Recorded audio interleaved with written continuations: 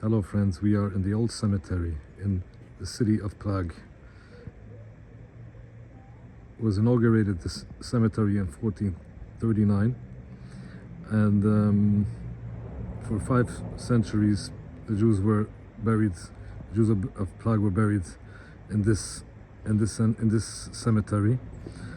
Since they weren't allocated an extra plot, so they had to bury on top of each other. So there's 12 layers of deceased. That's why the tombstones are pretty much next to each other, because when they would add a layer, they would just raise the tombstone and bury another layer on top. The oldest gravestone would be from Rabbi Avigdor Kara. He was the rabbi of Prague. He was a survivor of the 1389 pogrom.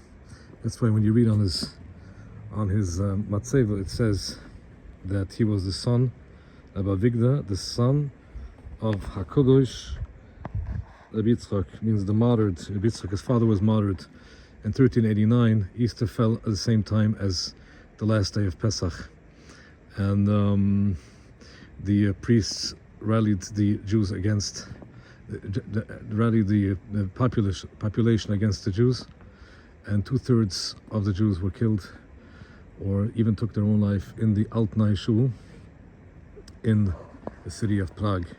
Avigdor Kara survived it, and he would later write a seliḥa that was recited every Erev Yom Kippur and every Erev Chodesh in the Altnai Shul, and in some kehillas it was recited on Yom Kippur. It's called atop. Some very old tombstones going back to the 14th century, mid-14th century. This is the grave of Mordechai Maisel. He was the one that built the big Maisel shul in the late 16th century, when the Altnai shul became a little too small. So the Maisel shul was built by Mordechai Maisel. Here's the grave of the Holy Tzaddik, the Maharal Prague. Judah Loew, the Maharal Prague.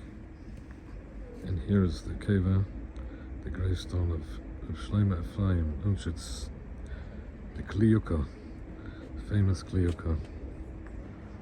This is the Kadisha building next to the Bezalel.